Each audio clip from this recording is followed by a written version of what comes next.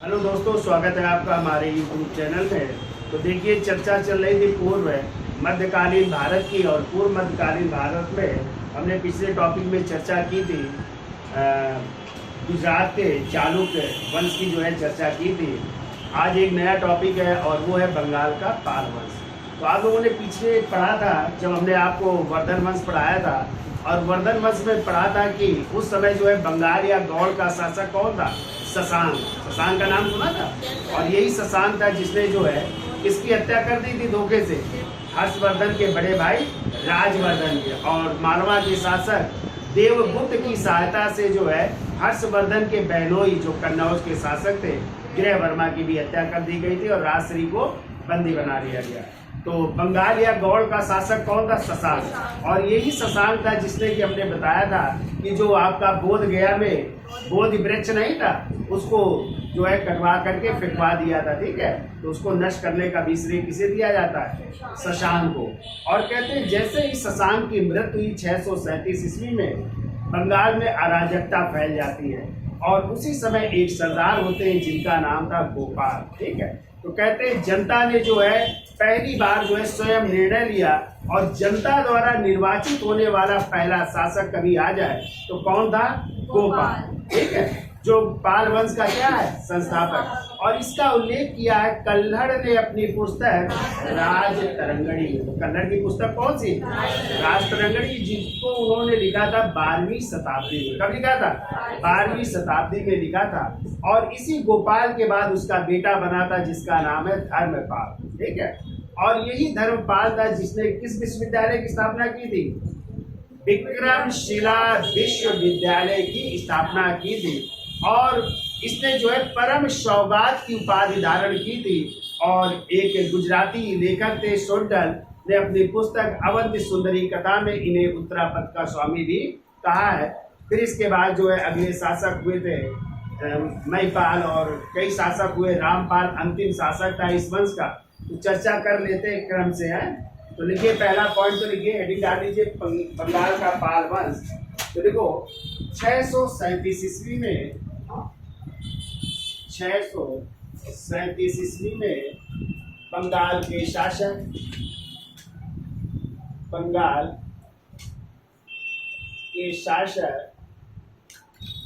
शशांक की मृत्यु हो गई। शशांक की मृत्यु हो गई। इसके बाद बंगाल में अव्यवस्था फैल गई। अव्यवस्था फैल गई। और इसी अव्यवस्था में जो है वहां की जनता ने एक व्यक्ति को चुना, और वही व्यक्ति है गोपाल। तो हेडिंग डाल लीजिए इस वंश के संस्थापक की, जिसका नाम है गोपाल।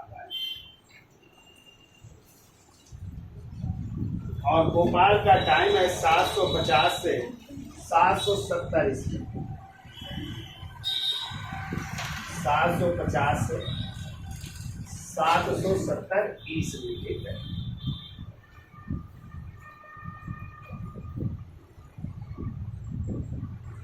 तो लिखिए, यह पाल वंश का क्या था? संस्थापक है।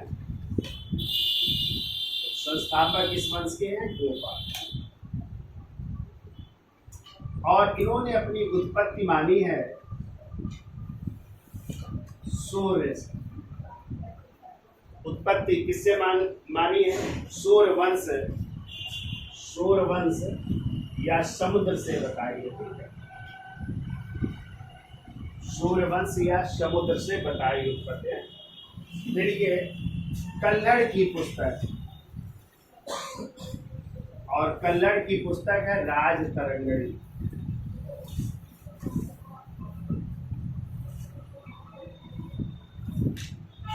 कल्हड़ की पुस्तक राज तरंगणी, पोस्ट में लिख लेना।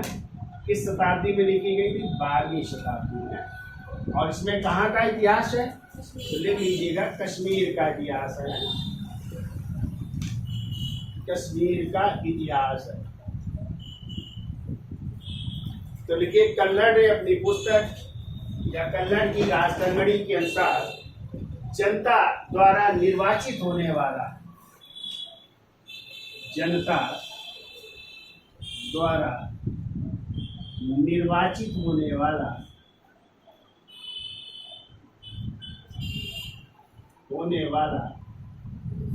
पहला शासक गोपाल था।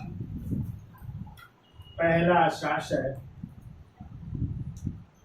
गोपाल, जिसको जनता ने चुना, ठीक है।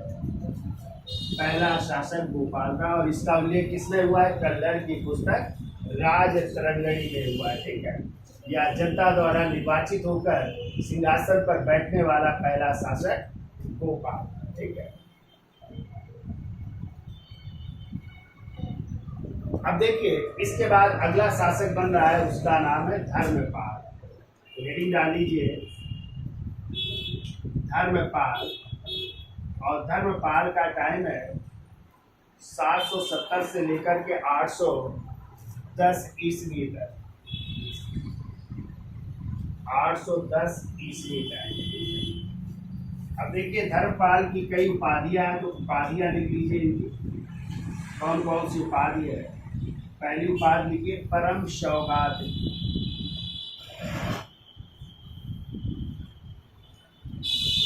परम सौगात की उपाधि धारण की थी। परमेश्वर की उपाधि धारण की थी। परमेश्वर। और तीसरी लिख लीजिए विक्रमशील की उपाधि धारण की। विक्रमशील की उपाधि धारण की।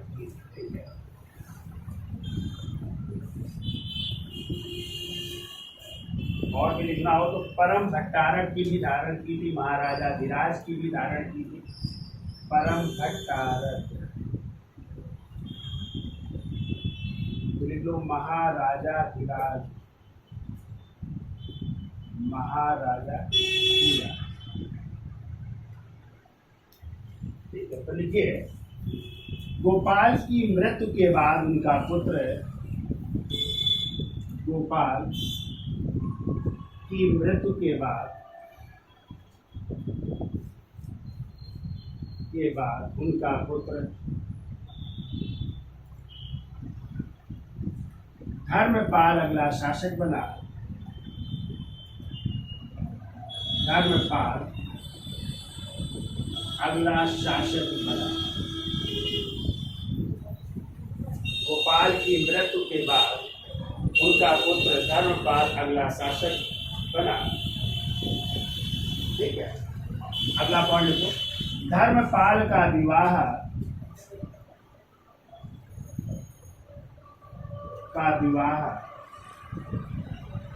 राष्ट्रकूट वंश की राजकुमारी,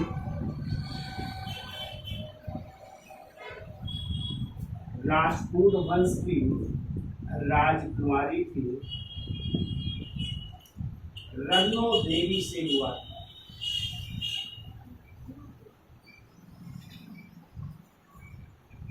तो रन्नो देवी नाम था, ठीक है। लिख लो, राष्ट्रकूट वंश की राजकुमारी रन्नो देवी से हुआ, ठीक है। और यही धर्मपाल है जिसने कन्नौज के त्रिकोणात्मक संघर्ष में क्या किया था? भाग लिया था पहली बार। पीछे हमने पढ़ाया था। और इसके समकालीन जो है, उस समय गुर्जर प्रतिहार शासक वत्सराज थे और राष्ट्रकूट शासक कौन थे? ध्रुव थे। यानी तो इसका स्क्रीनशॉट ले लो, फिर आगे चलते हैं।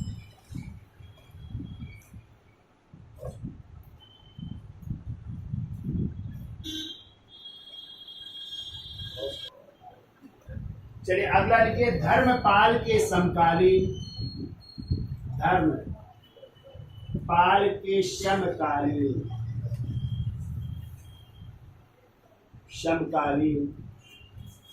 शासक, समकालीन शासक कौन कौन थे? तो लिखो, गुर्जर प्रतिहार शासक वत्सराज एवं राष्ट्रकूट शासक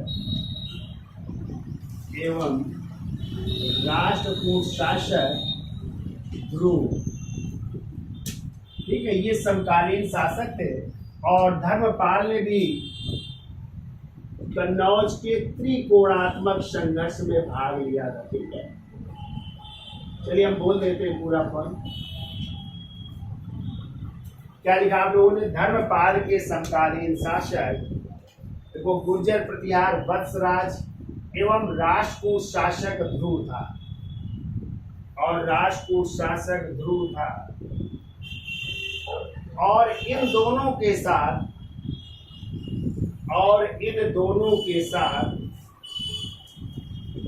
धर्मपाल ने कन्नौज के त्रिकोणात्मक संघर्ष में भाग लिया, और इन दोनों के साथ धर्मपाल ने कन्नौज के त्रिकोणात्मक संघर्ष में भाग लिया। ठीक है, अगला पॉइंट लिखो धर्मपाल बौद्ध धर्म का अनुयायी था। किस धर्म को मानता था? बौद्ध धर्म को। तो बौद्ध धर्म का अनुयायी था, और इसने परम सौगात की उपाधि धारण की। ये हमने लिखा भी था, इसकी उपाधि है परम सौगात, और इसने परम सौगात की उपाधि धारण की। देखिए धर्मपाल बौद्ध धर्म का अनुयायी था, और इसने परम सौगात की उपाधि धारण की।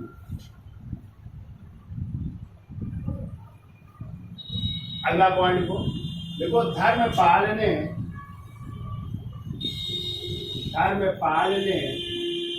बिहार में कौन सा विश्वविद्यालय स्थापित कर रहा है? विक्रमशिला विश्वविद्यालय। तो बताइए, अच्छा नालंदा विश्वविद्यालय किसने स्थापित किया? कुमार गुप्त महेंद्रगुप्त ने नालंदा विश्वविद्यालय, और इन्होंने कौन सा? विक्रमशिला विश्वविद्यालय। तो देखो धर्मपाल ने बिहार के भागलपुर में, ऐसे देखो बिहार के भागलपुर में गंगा नदी के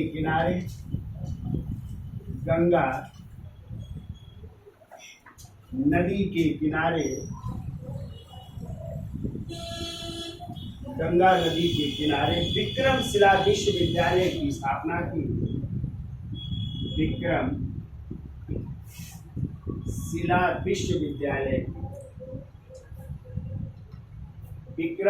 विश्वविद्यालय की स्थापना की,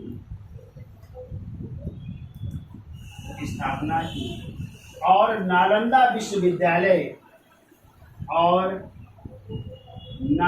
विश्वविद्यालय के खर्च के लिए ना, उसके निर्माण के लिए उसने कहते हैं 200 गांव दान में दे दिए थे। ठीक है, तो देखो और नालंदा विश्वविद्यालय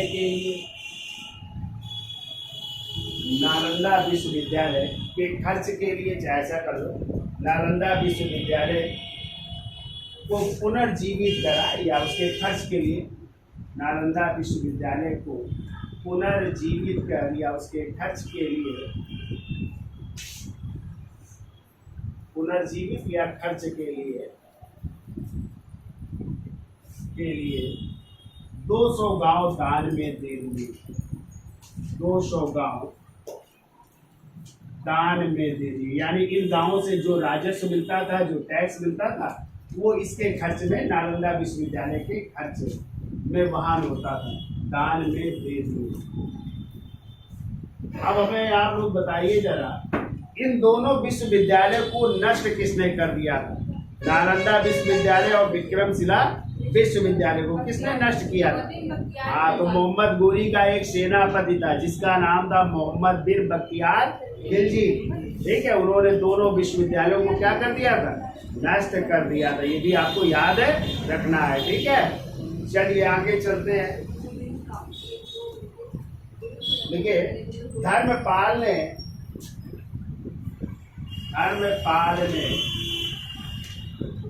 एक स्थान है वारेंद्री है, देखो धर्मपाल ने वारेंद्री में सोमपुरा बौद्ध विहार की स्थापना की।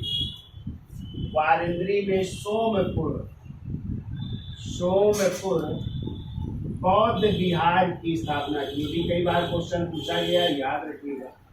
बौद्ध विहार की स्थापना की, बिहार की स्थापना की। तो बताइए, बौद्ध धर्म में चैत्य और विहार होते हैं ना। तो चैत्य क्या होता है?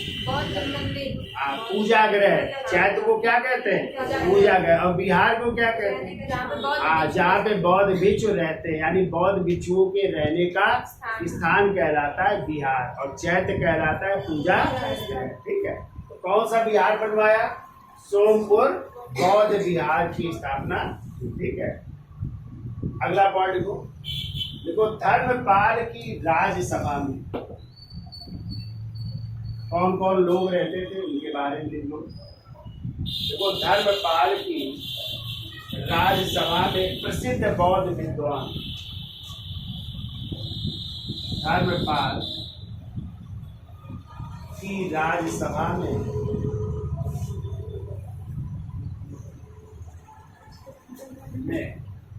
प्रसिद्ध बौद्ध विद्वान, प्रसिद्ध बौद्ध विद्वान जिनका नाम था हरिभद्र। प्रसिद्ध बौद्ध विद्वान हरिभद्र निवास करते थे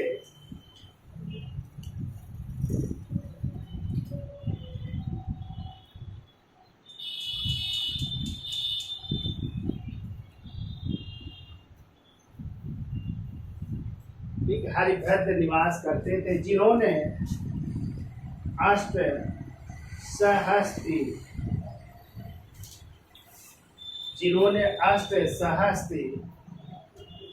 प्रजन्य पारमिता, अष्ट सहस्ती प्रजन्य पारमिता ग्रंथ की रचना। अष्ट सहस्ती प्रजन्य पारमिता ग्रंथ की रचना। अगला पॉइंट लिखिए।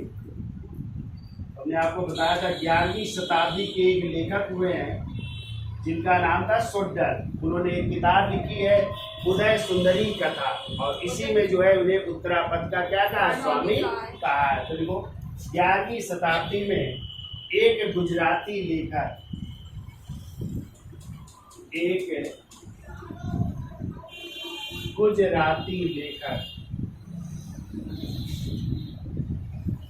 उनका नाम है शुद्धल। एक गुजराती लेखक शुद्धल ने उदय सुंदरी कथा या अवंती सुंदरी कथा, अवंती सुंदरी कथा में अवंती सुंदरी कथा में धर्मपाल को उत्तरापद का स्वामी कहा है। उत्तरापद यानी उत्तर भारत का सार्वभौम स्वामी है, उत्तरापद का स्वामी कहा है। यदि क्वेश्चन आया है याद रखिए, उत्तरापद का स्वामी कहा है। किसने कहा है? शुद्धल ने। किस पुस्तक में? अवंती सुंदरी कथा में कहा है। ठीक है। तो कितनी चीजें याद हो जाएंगी, क्यों भाई? तो टाइम क्या था? 770 से 810 ईस्वी। बहुत सारी उपाधियां थी। फिर हमने बताया था धर्मपाल के समकालीन कौन कौन शासक थे। तो गुर्जर प्रतिहार, वत्सराज और राजपूत शासक ध्रुव थे, और इन्हीं के साथ उसने कन्नौज के त्रिकोणात्मक संघर्ष में भाग लिया था। ठीक है। तो 3 राजवंशों ने भाग लिया था ना। कौन? गुजरात के गुर्जर प्रतिहार, और बंगाल के बाद और दक्षिण भारत के राजपूत शासकों ने। पूछा जाता है किन किन लोगों ने भाग लिया। फिर धर्मपाल ने कहाँ पे? बिहार के भागलपुर में गंगा नदी के किनारे जो है कौन सा विश्वविद्यालय? विक्रमशिला विश्वविद्यालय की स्थापना कर रहे हैं। और जबकि नालंदा विश्वविद्यालय जिसकी स्थापना की थी गुप्त शासक कुमार गुप्त महेंद्र ने। ठीक है। तो उस विश्वविद्यालय को पुनर्जीवित करने के लिए, उसको खर्च के लिए कितने गांव दान में दिए थे? 200 गांव दान में दिए थे। फिर हमने बताया था इन दोनों विश्वविद्यालयों को नष्ट करने का कार्य किया था मोहम्मद बिन बख्तियार। ठीक है, जो मोहम्मद गोरी का सेनापति। इसके अलावा धर्मपाल ने वारित्री में जो है बौद्ध भिक्षुओं के रहने के लिए क्या बनवाया? एक सोमपुरा बौद्ध विहार की स्थापना, ठीक है। और उसके दरबार में बौद्ध विद्वान कौन रहते थे? हरिभद्र रहते थे, जिन्होंने इस पुस्तक की रचना की है। और जबकि 11वीं शताब्दी में एक गुजराती कवि हुए हैं जिनका नाम है शोड्डन, उन्होंने अपनी पुस्तक अवंति सुंदरी कथा में जो है धर्मपाल को कहाँ का स्वामी कहा है? उत्तरापद का स्वामी कहा, यानी उत्तर भारत का सार्वभौम स्वामी कहा। क्लियर? अब इसके बाद जो है उनका बेटा अगला शासक बन रहा है जिसका नाम है देवपाल। तो इसका स्क्रीनशॉट ले लो आगे चल से। देखिए धर्मपाल के बाद अगले शासक उनके बेटे बन रहे हैं जिनका नाम है देवपाल। टाइम लिखो 810 से 850। इनकी भी उपाधि लिखिए। इनकी उपाधि है परम सौगात की, इनकी भी उपाधि है जो धर्मपाल की थी। पिता का नाम पता ही आपको, धर्मपाल था, और माँ का नाम रन्नो देवी था, जो राष्ट्रकूट वंश की राजकुमारी है, राष्ट्रकूट राजकुमारी।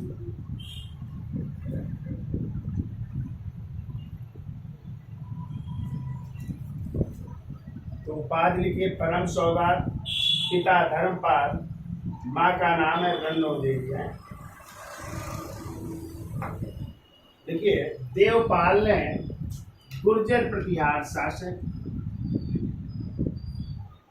देवपाल ने गुर्जर प्रतिहार शासक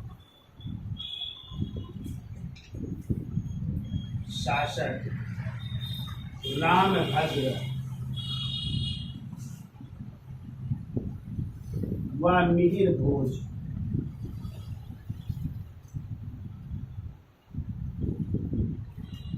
तो गुर्जर प्रतिहार शासक रामभद्र व मिहिर भोज तथा राष्ट्रकूट शासक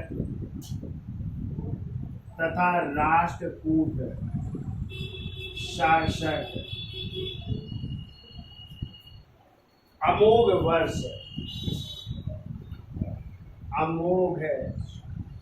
वर्ष एवं उड़ीसा के गजपति शासक एवं उड़ीसा के गजपति शासक थे, उड़ीसा एवं असम, उड़ीसा एवं असम तथा पूर्ण शासकों को पराजित किया। इन सबको पराजित किया उसने, पूर्ण शासकों को पराजित।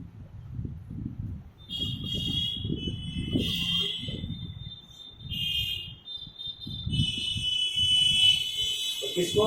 रामभद्र जो गुर्जर प्रतिहार शासक थे, फिर मिहिर भोज जबकि राष्ट्रकूट शासक, अमोघ वर्ष को उड़ीसा के शासक, असम के शासक एवं पूर्ण शासकों को पराजित किया। ठीक है, अगला पॉइंट देखो, देवपाल ने अपनी राजधानी, देखो राजधानी भी परिवर्तित कर रहा है। देवपाल ने अपनी राजधानी पाटलिपुत्र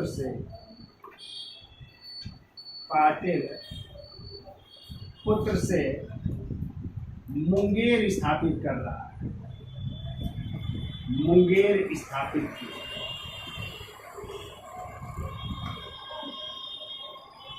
पाटलिपुत्र से किसको बना रहा है? मुंगेर को।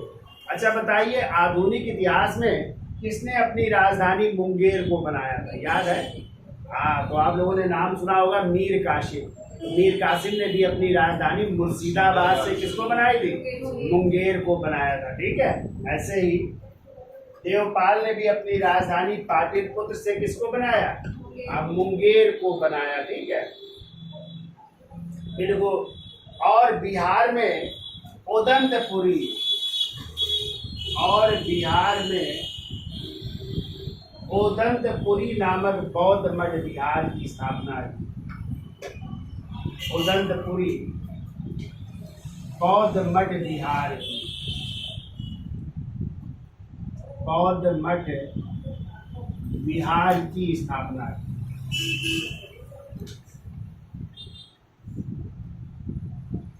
उदंतपुरी बौद्ध मठ विहार की स्थापना भी कर रहा है। ठीक है, अगला पॉइंट देखो, देखो देवपाल ने इंडोनेशिया, नाम सुना है? और इंडोनेशिया में ही द्वीप है जावा सुमात्रा। कौन सा द्वीप है? जावा व सुमात्रा, बाली द्वीप, बहुत सारे द्वीप है ना। और बाली द्वीप में आज भी हिंदुओं की संख्या बहुत है। ठीक है, वैसे इंडोनेशिया सबसे बड़ा जो है इस्लामिक देश है, लेकिन आज भी जो है कहते हैं इंडोनेशिया में हिंदू धर्म से काफ़ी रिलेटेड वहाँ पे जैसे रामायण के रंगमंच होते हैं, ठीक है, महाभारत के रंगमंच होते हैं। और आपको पता है इंडोनेशिया का जो रुपया है उसमें जो है गणेश जी की मूर्ति भी या गणेश जी भी अंकित है। और वहाँ की जो एयरलाइंस का नाम है वो गरुड़ एयरलाइंस, करुणा एयरलाइंस है ना, वहाँ की जो हवाई सेवा है ना उसको क्या कहते हैं? गरुड़ एयरलाइंस। तो बाली द्वीप में आज भी हिंदुओं से संबंधित है। तो वहीं के राजा कहते हैं, पहले यहाँ पे हिंदू राजवंश का ही शासन था, शैलेंद्र वंशी शासक कर रहे थे यहाँ पे, और उसी शासक का नाम था बालपुत्र देव। तो उन्होंने जो है यहाँ पे बोध गया में एक बौद्ध मठ विहार मनाने की अनुमति मांगी थी, जिसका नाम था चूड़ामठ। ठीक है, तो उसकी अनुमति दी थी किसने? देवपाल। तो लिखिए क्या लिखा? देवपाल ने इंडोनेशिया के जावा सुमात्रा के शैलेंद्र वंशी शासक, जावा सुमात्रा के शैलेंद्र वंशी शासक बालपुत्र देव, शैलेंद्र वंशी शासक बालपुत्र देव को नालंदा है, गया नहीं है, नालंदा में चूड़ामणि बौद्ध विहार,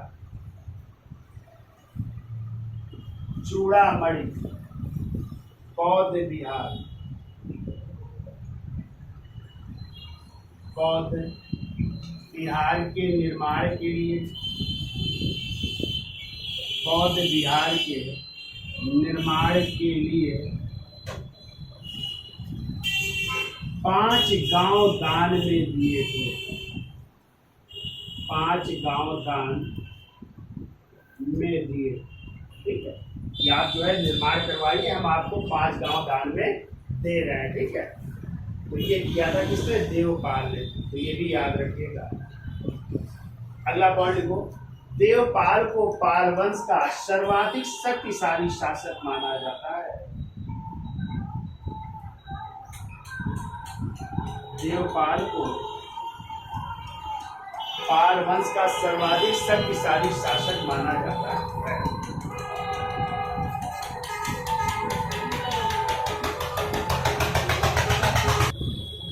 अगला पॉइंट लिखिए, लिखो अरब यात्री सुलेमान ने देवपाल को, अरब यात्री सुलेमान ने देवपाल को गुर्जर प्रतिहार व राष्ट्रकूट शासकों में से, गुर्जर प्रतिहार व राष्ट्रकूट शासकों में से सर्वाधिक शक्तिशाली शासक माना है। राष्ट्रकूट शासकों में से सर्वाधिक शक्तिशाली शासक माना है। अब देखिए, देवपाल के बाद क्रमशः कई शासक शासन कर रहे हैं जो नाम मात्र के शासक हैं। फिर इसके बाद थोड़े समय के लिए पाल वंश विलुप्त हो जाता है। फिर जो है अगले शासक आएंगे महिपाल, और उन्हीं महिपाल को जो है पाल वंश का द्वितीय संस्थापक माना जाता है। कभी कभी क्वेश्चन आया है कि पाल वंश का द्वितीय संस्थापक कौन था, तो आप लोग क्या बताएंगे? महिपाल प्रथम को। ठीक है, पाल वंश का द्वितीय संस्थापक माना जाता है। तो देखिए, देखो देवपाल के बाद क्रमशः, देवपाल के बाद क्रमशः कौन कौन शासक बन रहे हैं? क्रमशः लिखिए, नंबर 1 विग्रहपाल, क्रमशः लिखिए विग्रहपाल, और इनका टाइम है 850 से लेकर के 854 ईस्वी तक है। फिर के विग्रहपाल के बाद लिखिए नारायण पाल, नारायण पाल 854 से 908 ईस्वी है, 908 ईस्वी। लिखिए राज्यपाल,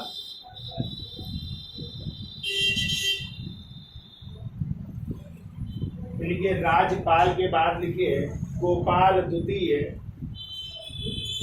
गोपाल द्वितीय। फिर लिखो विग्रहपाल द्वितीय, विग्रहपाल द्वितीय। ये नाम मात्र के शासक है, ज्यादा इनके बारे में जानकारी नहीं प्राप्त होती है, ठीक है। और इसके बाद अगला शासक डाल लीजिए महिपाल प्रथम, जिनको पाल वंश का द्वितीय संस्थापक माना जाता है। तो लिख डालिए महिपाल प्रथम 988 से 1038 ईस्वी।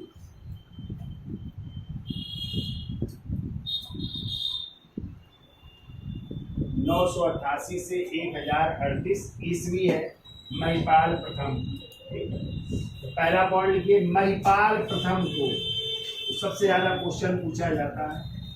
महिपाल प्रथम को पाल वंश का द्वितीय संस्थापक माना जाता है। पाल वंश का द्वितीय संस्थापक, पाल वंश का द्वितीय संस्थापक माना जाता है, ठीक है, महिपाल को।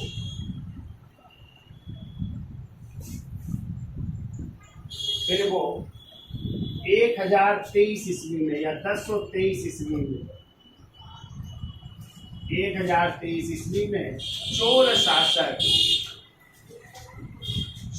शासक और उस चोल शासक का नाम है राजेंद्र प्रथम। देखो चोल शासक राजेंद्र प्रथम, जो राज प्रथम अजमोल वर्मन का बेटा था। तो देखो राजेंद्र प्रथम ने बंगाल पर आक्रमण कर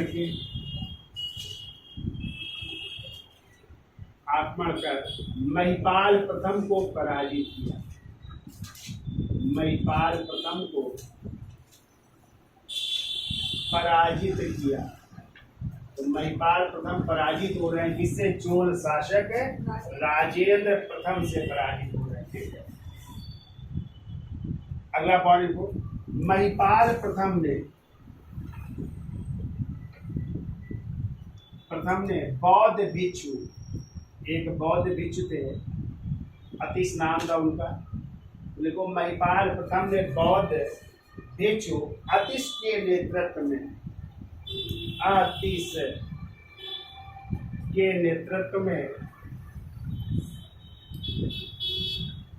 एक दूत मंडल,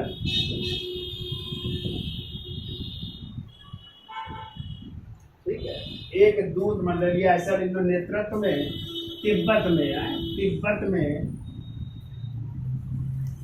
एक धर्म प्रचार मंडल कह सकते हैं, एक धर्म प्रचार मंडल भेजा था। यानी इस धर्म का प्रचार करने के लिए धर्म प्रचार मंडल भेजा था।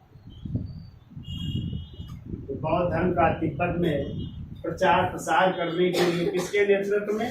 अतिश के नेतृत्व में, ठीक है, एक धर्म प्रचार मंडल को भेजा गया।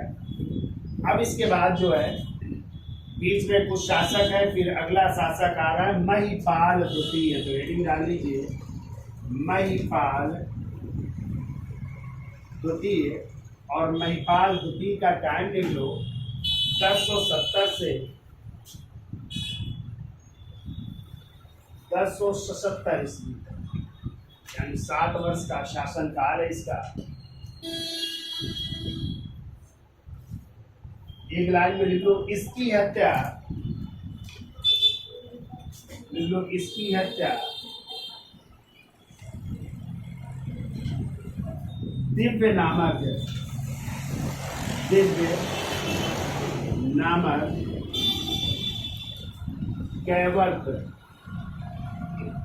कैवर्त समुदाय से थे। तो लिख लो दिव्य नामक एक कैवर्त सरदार ने की थी, कैवर्त सरदार ने कर दी थी।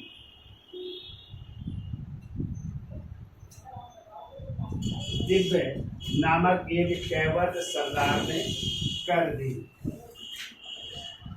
और फिर इस वंश का अंतिम शासक है रामपाल। इसका स्क्रीनशॉट ले लो, आगे चलते हैं। रामपाल अंतिम शासक। देखिए अगले शासक हेडिंग डाल लीजिए रामपाल। रामपाल का टाइम है 1077 से 1120 ईस्वी तक आए। अब देखो इस समय फिर जो है कैवर्त जो किसान थे ना, उन्होंने फिर विद्रोह कर लिया। किसके नेतृत्व में? तो देखो भीम के नेतृत्व। पहला पॉइंट को इसके शासनकाल में, देखो इसके शासनकाल में,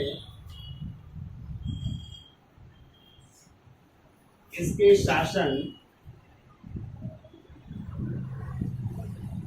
काल में भीम के नेतृत्व में, भीम के नेतृत्व में कैवर्त किसानों ने विद्रोह किया। कैवर्त किसानों ने विद्रोह किया। जबकि आपने महिपाल के उसमें पढ़ा था, दिव्य नामक एक कैवर्त सरदार ने विद्रोह किया था। और यहाँ पे क्या नाम है? भीम है, उसने विद्रोह किया था। ठीक है। फिर वो संध्याकर नंदी ने अपने ग्रंथ संध्याकर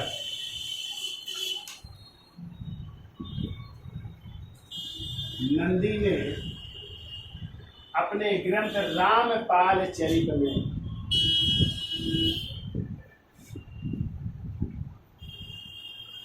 रामपाल चरित में इन कैवर्त किसानों का उल्लेख किया है। रामपाल चरित्र में इन कैवर्त किसानों का उल्लेख किया है। कैवर्त किसानों का उल्लेख किया है तथा रामपाल को राम कहा है। ठीक है। तथा रामपाल को राम और अपने को क्या कहते हैं? वाल्मीकि के समान कहा है। ठीक है। अपने रामपाल को राम तथा स्वयं को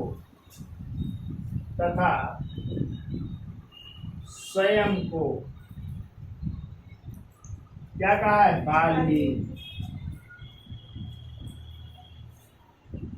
वाल्मीकि के समान कहा।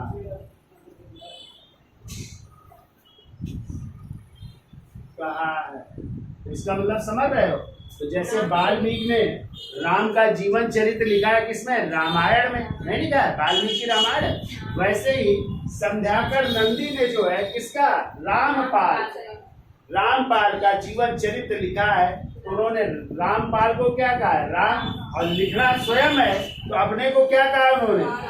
वाल्मीकि कहा है। ठीक है। ये क्वेश्चन आया हुआ है टीजीटी में, याद रखिएगा कि किसमें जो है उन्होंने अपने को वाल्मीकि के समान और वहाँ के शासक रामपाल को राम के समान कहा है। तो कौन सी पुस्तक? संध्याकर नंदी की रामपाल चरित्र में उल्लेख मिलता है। ठीक है। अगला पॉइंट लिखिए। देखो रामपाल ने अपने मामा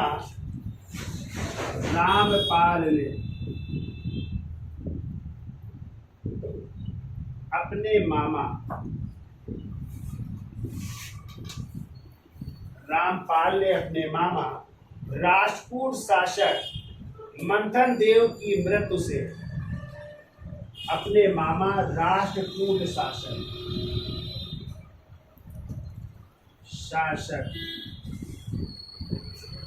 मंथन देव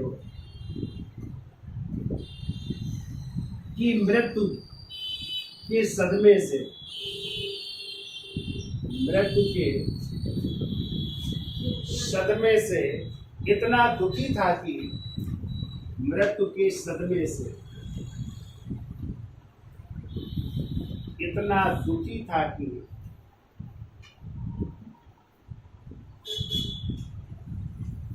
मृत्यु यानी अपने मामा किसके, मंथन देव के मृत्यु के सदमे से इतना दुखी था कि मुंगेर में गंगा नदी में कूदकर आत्महत्या कर ली। गंगा नदी में कूदकर आत्महत्या कर ली। मामा से इतना प्रेम था, ठीक है, मामा मरे तो अपना भी कहाँ पे, गंगा नदी में कूदकर उसने आत्महत्या कर ली मुंगेर में, ठीक है। अगला पॉइंट देखो, हिंदू काव्य ग्रंथ, हिंदू काव्य ग्रंथ, और उस ग्रंथ का नाम है दाय भाग। हिंदू काव्य ग्रंथ दाय भाग, और इस दाय भाग के लेखक है जीमूत वाहन। ये भी बहुत पूछी जाती है किताब। तो देखो, हिंदू काव्य ग्रंथ दाय भाग के लेखक जीमूत वाहन को पाल शासकों का संरक्षण प्राप्त था। पाल शासकों का संरक्षण प्राप्त था, यानी पाल शासकों ने संरक्षण दिया था किसको, दाय भाग के लेकर जीमूत वाहन को संरक्षण दिया था, इन्हीं के दरबार में रहते थे, ठीक है। अगला पॉइंट को, नवीं शताब्दी में अरब यात्री सुलेमान ने पाल साम्राज्य की यात्रा की। सुलेमान ने पाल साम्राज्य की यात्रा की, और देखो यहाँ के शासकों को क्या कह रहा है वो, ठीक है, कहते पाल साम्राज्य की यात्रा की, और पाल साम्राज्य को रोहमा कहकर पुकारा है, और पाल शासकों को या पाल साम्राज्य को रोहमा का मतलब होता है शक्तिशाली है, रोहमा उसमें लिख लेना, शक्तिशाली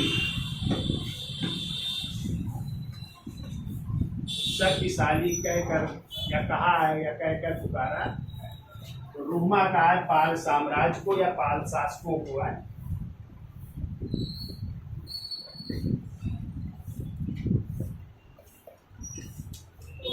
अगला पॉइंट को, पाल शासकों के समय ही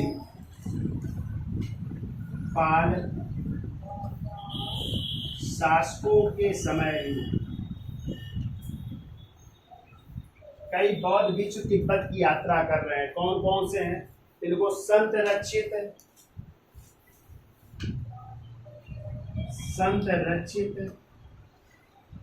एवं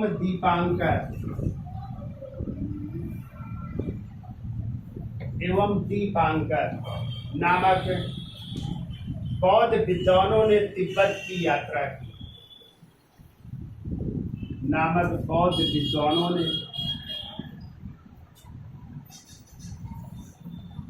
बौद्ध विद्वानों ने तिब्बत की यात्रा की।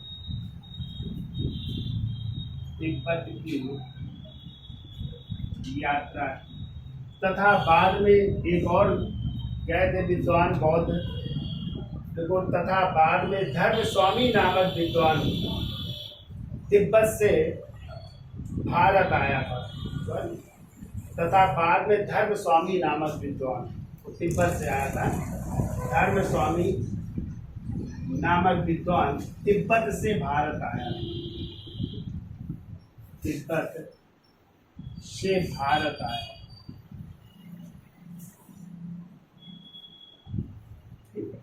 तो ये है पाल शासकों की इतिहास।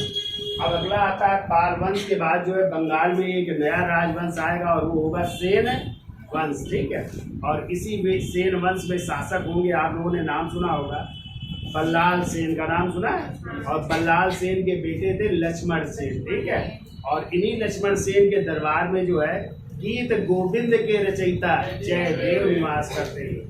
और जबकि बल्लाल सेन ने 2 ग्रंथों की रचना की थी, एक दान सागर और दूसरा अद्भुत सागर। कहते हैं अद्भुत सागर को पूरा नहीं कर पाए थे, तो उसको पूरा करने का कार्य किया था उनके बेटे लक्ष्मण सेन ने। तो अगले राजवंश की चर्चा करेंगे, तो ये याद हो जाएगा पाल वंश। तो बताइए पाल वंश के संस्थापक कौन है? गोपाल। और क्वेश्चन आता है जनता द्वारा निर्वाचित किया जाने वाला कौन शासक है पाल वंश का? गोपाल। और इसका उल्लेख किसमें मिलता है? कल्लड़ की पुस्तक राजतरंगिणी से मिलता है, जिसको कभी की गई थी। और इसी के बाद जो इनके बेटे बने थे जिनका नाम है धर्मपाल ने कौन सा बौद्ध विहार, सॉरी एक बिहार भी बनवाया। पहले तो बताए कौन सा विश्वविद्यालय बनवाया? विक्रमशिला विश्वविद्यालय की स्थापना की। और कौन से बिहार की स्थापना की? सोमपुरा बौद्ध विहार की स्थापना की। बताओ अच्छा, सोडल ने उनको क्या कहा है? उत्तरापद का स्वामी। किस पुस्तक में? उदय सुंदरी या अवंत सुंदरी कथा में। ठीक है, फिर आ जाए पाल वंश का द्वितीय संस्थापक किसे माना जाता है? महिपाल प्रथम को माना जाता है। अच्छा, किसके शासनकाल में जावा सुमात्रा के शैलेंद्र वंशी शासक बाल पुत्र देव ने चूड़ामणि बौद्ध विहार के लिए जगह मांगी थी? किसके समय? देवपाल ने क्या दिया था? 200 गांव क्यों?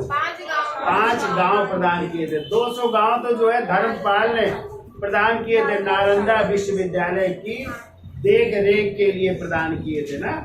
और इस वंश के अंतिम शासक है रामपाल।